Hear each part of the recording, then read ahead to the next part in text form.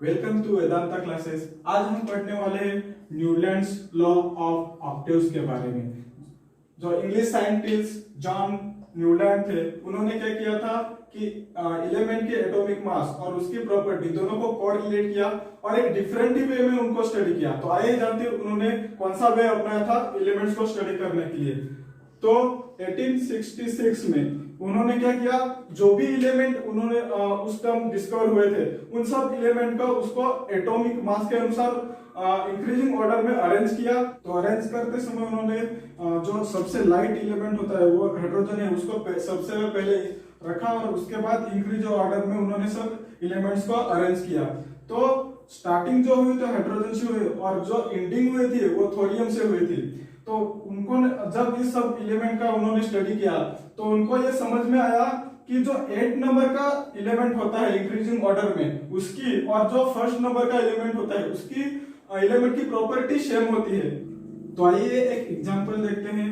अगर हम स्टार्ट यहाँ से करेंगे लिथियम से, तो जो 8 नंबर का जो एलिमेंट होगा वो सोडियम होगा। तो देखते हैं वो कैसा आएगा। अगर हम इसको लिथियम को फर्स्ट नंबर कंसीडर करेंगे तो फर्स्ट, सेकंड, थर्ड, फोर्थ, 5, 6, 7 और 8, इसको 8 आएगा।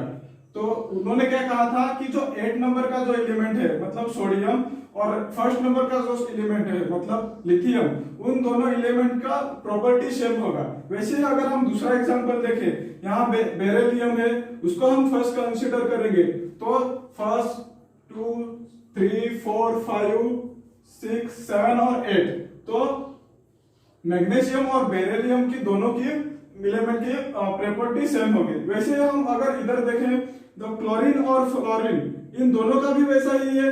ये भी 1 नंबर से स्टार्ट होगा तो 1, 2, 3, 4, 5, 6, 7 और 8, मतलब इन एलिमेंट्स की प्रॉपर्टी दोनों की सेम ही है।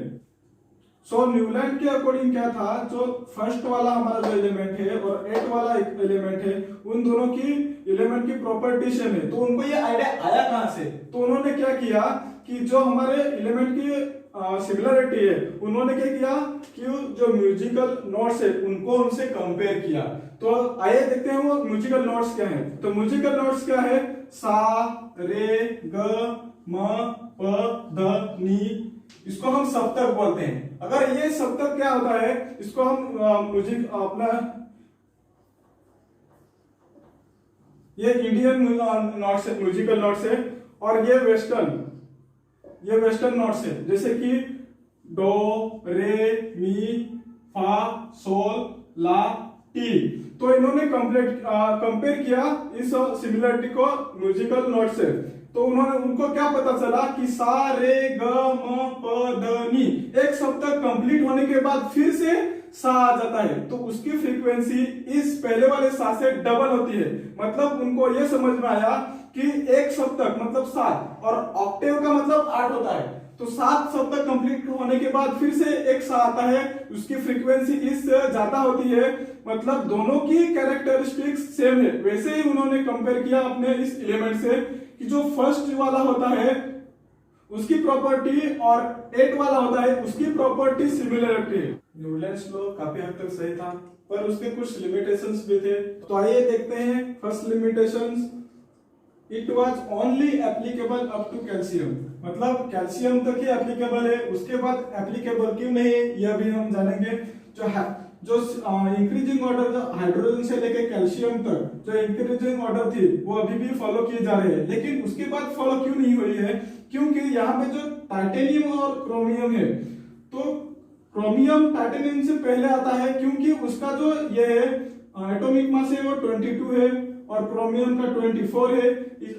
इसके बाद मैग्नीज का 25 है। मतलब इसके जो इंक्रीजिंग ऑर्डर थे तो पहले कैल्शियम के बाद टाइटेनियम आना चाहिए था, उसके बाद क्रोमियम आना चाहिए था, फिर मैग्नीज आना चाहिए था। इसलिए उसका ये एक ड्रॉबैक है और एक लिमिटेशन है।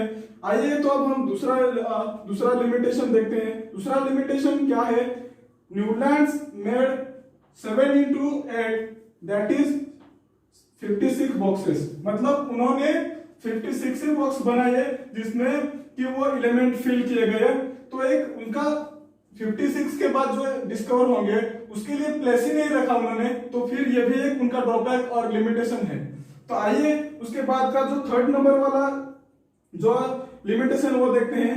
Newlands place 2 elements in same boxes. मतलब क्या किया उन्होंने, 2 एलिमेंट जो ऐसे हैं वो सेम बॉक्स में रखा, जैसे कि यहाँ पे कोबाल्ट और निकेल, ये 2 एलिमेंट सेम बॉक्स में हैं, और दूसरा सेरेनियम और लैंथेनम, ये 2 है एलिमेंट्स उन्होंने सेम बॉक्स में रख दिया। इसलिए उन्होंने, ये उनका एक ड्रॉबैक है, क्योंकि एक बॉक्स में एक ही एलिमेंट होना चाहिए था, जो कि उन्होंने 2 रख दिए।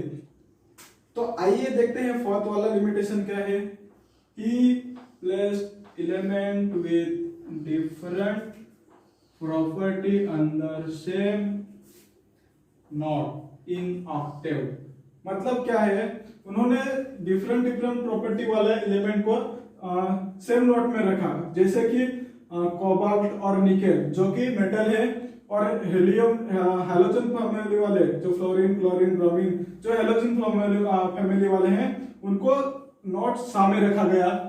वैसे ही यहाँ पे जो फेरस है वो भी मेटल है, लेकिन उसको नॉन मेटल के साथ रखा गया, जैसे ऑक्सीजन और सल्फर, ये नॉन मेटल है तो उसके साथ नी नोट में रखा गया। वैसे ही वाइस वर्सा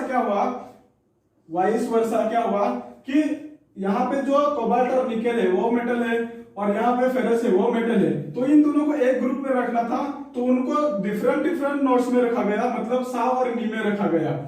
तो आइए देखते हैं फिफ्थ वाला limitation. There was no place for newly discovered element.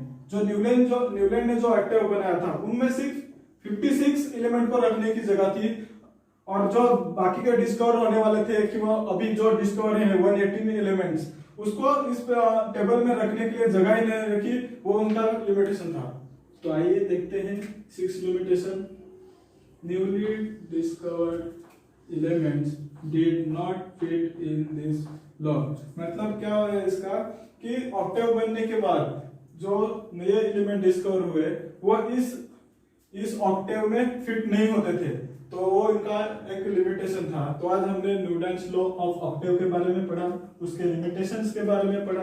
उम्मीद है कि आपको न्यूटन्स लॉ ऑफ ऑक्टेव समझ में आया होगा। तो मिलते हैं नेक्स्ट लेक्चर में, तब तक आप जुड़े रहिए वेदांता क्लासेस से।